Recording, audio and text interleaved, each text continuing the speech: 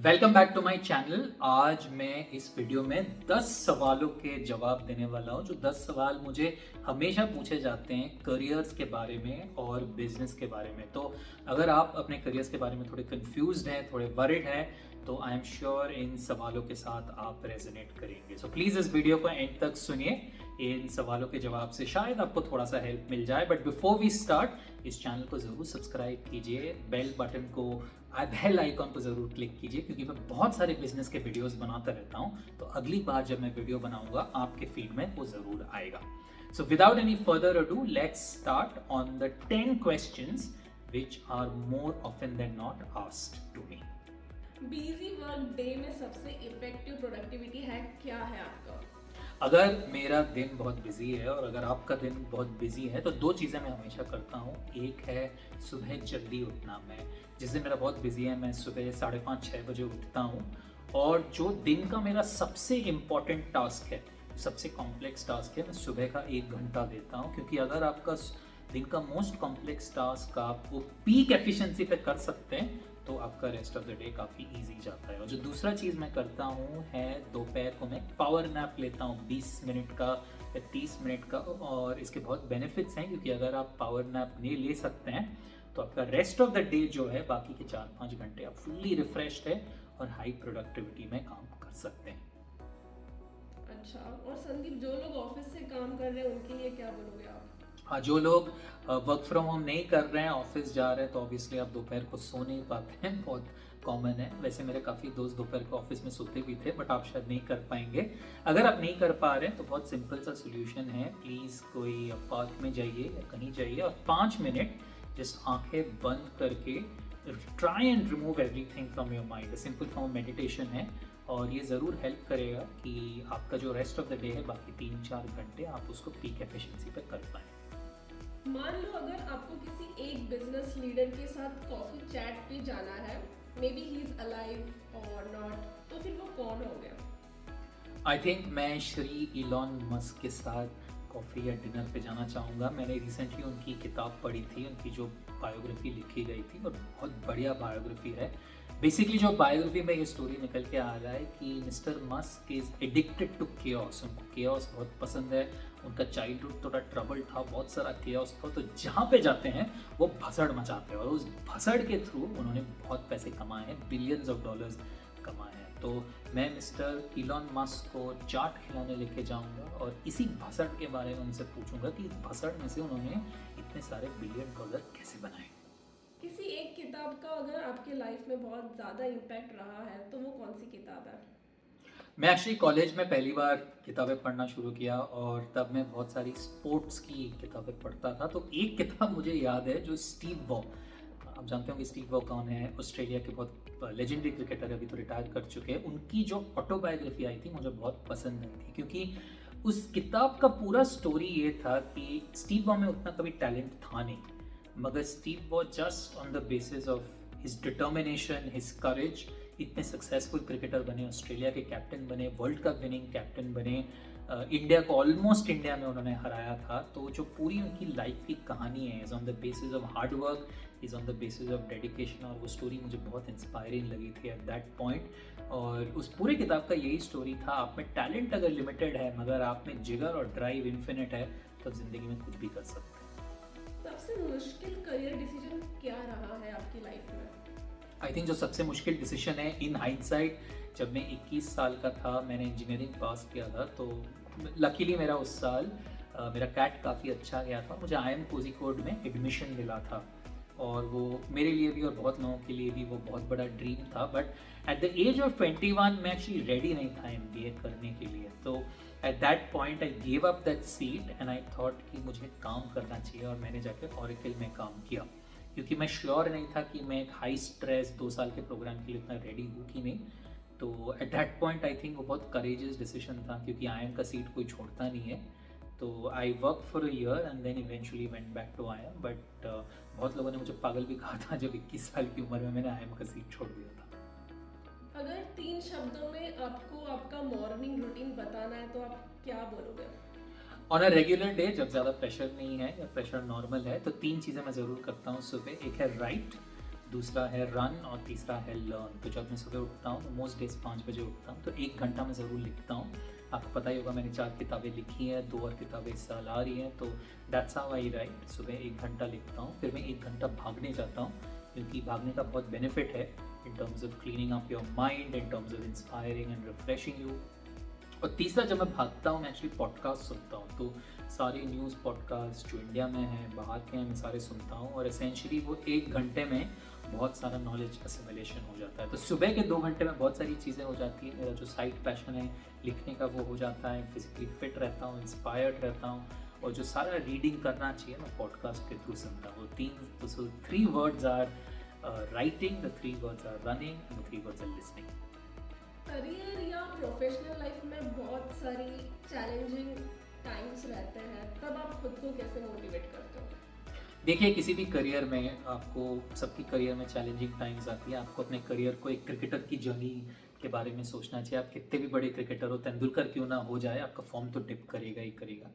So there are 2-3 things you can try. एक है सही माइंडसेट होना चाहिए। सही माइंडसेट है कि आपको समझना चाहिए कि आपका करियर 6 महीने का नहीं है, 2 साल का नहीं है। हर करियर 40 साल का होता है, और इस 40 साल में थोड़े साल अच्छे जाते हैं, थोड़े साल खराब जाते हैं। तो एक समझना चाहिए कि करियर 40 साल का होता है, उस 40 साल की होराइजन में आपको ऑपरेट करना है। दूसरा है, ये तो लॉन्ग टर्म व्यू मैंने बोला, जो शॉर्ट टर्म व्यू है, एक, अगर आप थोड़ा डिफिकल्ट जा रहा है, ऑफिस में ठीक नहीं जा रही है, आपका ले ऑफ हुआ है या सबैटिकल पे है, एक रूटीन होना बहुत ज़रूरी है। अगर आप अपने दिन को स्प्लिट कर सकते हैं कि मैं सुबह ये 4 चीज़ें करूँगा, दोपहर को ये 2 चीज़ें करूँगा, शाम को ये 2 चीज़ें करूँगा वीकडे पे, तो आपको काफ़ी हेल्प होगा, क्योंकि आपका पूरा जो दिमाग का नर्वस एनर्जी है वो उस रूटीन पे जा रहा है और आउटकम पे नहीं जा रहा है। तो जब तक आप अपने इनपुट, जो आपका रूटीन है, प्रोसेस पे फॉलो करेंगे, आपके लैक ऑफ आउटकम पे उतना नहीं फोकस होगा, और over a period of time अगर वो रूटीन आप हर दिन करते रहेंगे,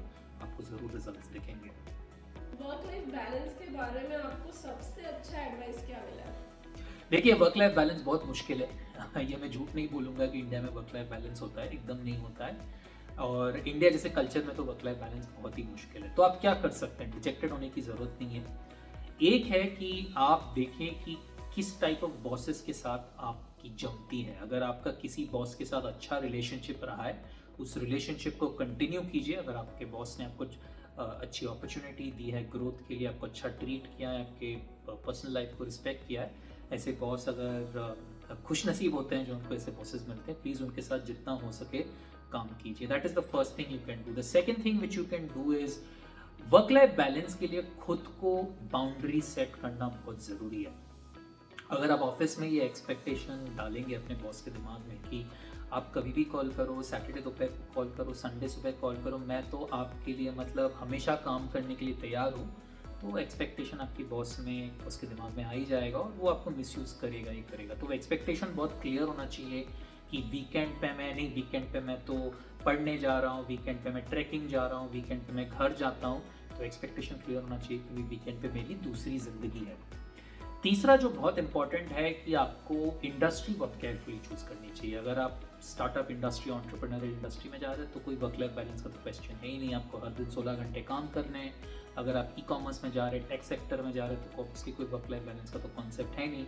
तो अगर आप वर्क लाइफ बैलेंस वैल्यू कर रहे हैं, तो अपना इंडस्ट्री केयरफुली चूज़ कीजिए। जहाँ पे ट्रेडिशनल इंडस्ट्रीज़ हैं वहाँ पे जाइए, जहाँ पे स्टडी ग्रोथ होता है उस टाइप ऑफ इंडस्ट्रीज़ में जाइए। तो ऐसे आप देख सकते हैं। बट ऑनेस्टली इंडिया में वर्क लाइफ बैलेंस बहुत ही मुश्किल है, मगर उसी मुश्किल सिचुएशन में आपको जितना निकाल सकते हैं आपको निकालना चाहिए। अगर आपको खुद के जूनियर संदीप को कुछ करियर टिप या एडवाइस देना है तो आप वो क्या दोगे? मैं एक्चुअली एक टिप नहीं, अगर एक बहुत यंगर संदीप दास को मैं 3 चीज़ें ज़रूर बोलना चाहूँगा। एक है कि जब मैं 22-23 था, लाइफ के बारे में बहुत वरी करता था, करियर के बारे में बहुत वरी करता था, प्रमोशन का क्या होगा, करियर का क्या होगा, फाइनेंस का क्या होगा।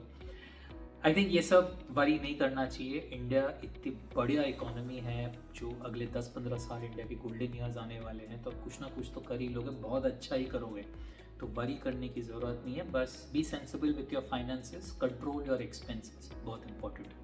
दूसरा चीज़ मैं एक यंगर संदीप दास को बोलना चाहूँगा कि लर्न टू शो ऑफ। हम लोग एक ऐसे सोसाइटी से आते हैं जहाँ पे हम अपना ढंडोरा या ट्रम्पेट ब्लो नहीं करते हैं, बहुत इंपॉर्टेंट है आप अपने अचीवमेंट्स के बारे में बात कीजिए, आप अपने सक्सेसफुल स्टोरीज़ के बारे में बात कीजिए, क्योंकि अगर आप खुद को बेच नहीं पाएंगे तो आपको कोई और बेचेगा नहीं। और इंडिया में इतना कंपटीशन है कि आपको शो ऑफ करना, स्टैंड आउट करना बहुत ज़रूरी है। और तीसरा चीज़ जो आई थिंक लोग बहुत इसको अंडर वैल्यू करते हैं कि रोज़ 1 घंटा या 1.5 घंटा आपको पढ़ना चाहिए। आप क्या पढ़ सकते हैं? बिजनेस न्यूज़पेपर पढ़ सकते हैं, किताबें पढ़ सकते हैं, पॉडकास्ट सुन सकते हैं। अगर ये रोज़ 1-1.5 घंटा इंस्टाग्राम के बजाय आप अपने को अपस्किल करने में इन्वेस्ट करेंगे, जो मैंने नहीं किया था बहुत सालों तक, आप देखेंगे 5-10 साल के बाद एक ट्रिमेंडस आपको बेनिफिट मिलेगा in terms of knowledge, in terms of skill, in terms of discipline, and it will really hold you in good state. So 3 things जो मैंने नहीं की थी, जो आपको करना चाहिए। एक है कि इतना वरी मत कीजिए, over a period of 5-10 years सब सही हो जाता है। दूसरा है कि learn to show off, personal brand build करना बहुत ज़रूरी है। और तीसरा, रोज़ 1 से 1.5 घंटा खुद पे इन्वेस्ट कीजिए रीडिंग और लिसनिंग में। इंडस्ट्री में मीनिंगफुल कनेक्शंस बनाने के लिए नेटवर्किंग कैसे करते हो आप? देखिए, नेटवर्किंग बहुत ज़रूरी है और मेरी लाइफ में बहुत सारे अच्छे अपॉर्चुनिटीज़ नेटवर्किंग से आए हैं। बट नेटवर्किंग के बारे में 2-3 चीज़ें समझना ज़रूरी है। एक है कि माइंडसेट सही होना चाहिए। आप नेटवर्किंग में मत जाइए कि इस कॉन्वर्जेशन से मुझे क्या मिलने वाला है, क्योंकि अगर आप हर कॉन्वर्जेशन को वैसे ही अप्रोच करेंगे कि क्या रिटर्न आ रहा है, क्या अपॉर्चुनिटी आ रही है, जो दूसरा पर्सन है उसको समझ में आ जाएगा कि ये तो सिर्फ कुछ ट्रांजैक्शनल है या कुछ लेने आया है, तो आपको कुछ मिलेगा नहीं। तो जब आप नेटवर्किंग किसी से बात करने जाएंगे, प्लीज़ ओपनली बात कीजिए। ट्राई टू अंडरस्टैंड उनका स्टैंडिंग क्या है इंडस्ट्री में, क्या करते हैं, क्या एक्सपीरियंस रहा है। Try and build a conversation, और over a period of time आपको वो वैल्यू दिखेगा, अपॉर्चुनिटी आपके पास ज़रूर आएगी। तो एक है माइंडसेट, नेटवर्किंग चेंज करना ज़रूरी है। दूसरा है कि आपको जो नेटवर्किंग के सारे इवेंट्स हैं उनको ज़रूर अटेंड करना चाहिए। क्या इवेंट्स हो सकते हैं नेटवर्किंग के लिए? एक तो जो है आपकी ऑफिस का कोई अगर टाउन हॉल है या फ्राइडे इवनिंग पार्टी है, ज़रूर जाइए, लोगों से बात कीजिए, समझने की कोशिश कीजिए वो अपने करियर्स में क्या कर रहे हैं। अगर आपका कॉलेज या स्कूल का एलुमनाई मीट है, ज़रूर जाइए, लोगों से बात कीजिए, डिफरेंट इंडस्ट्रीज़ में लोगों से बात कीजिए, डिफरेंट करियर्स से बात कीजिए कि वो लोग क्या कर रहे हैं, और आपको वो ज़रूर वैल्यू दिखेगा in terms of their skills. और अगर आप ये कनेक्ट्स रखेंगे, हर 3 महीने सेम लोगों से बात करना, हर 6 महीने लोगों से बात करना, over a period of time आप देखेंगे आपको बहुत अपॉर्चुनिटी और बेनिफिट मिल रहा है नेटवर्किंग से। लास्ट क्वेश्चन, ऐसी कोई सीक्रेट स्किल या हॉबी जो आपकी प्रोफेशनल लाइफ को काफ़ी पॉजिटिवली इम्पैक्ट किया हो, वो क्या है?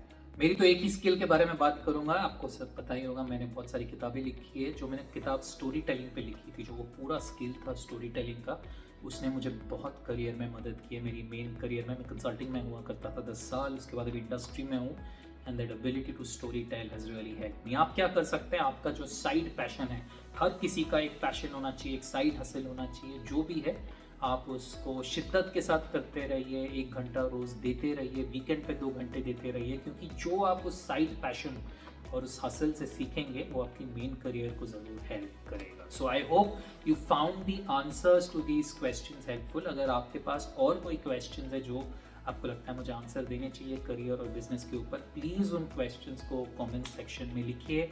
मैं इन सारे क्वेश्चंस को कोलेट करके एक और वीडियो बनाऊंगा। बट वीडियो खत्म होने के पहले, I hope you like the video. Please do subscribe to my channel, click on the bell icon. Until next time, take care.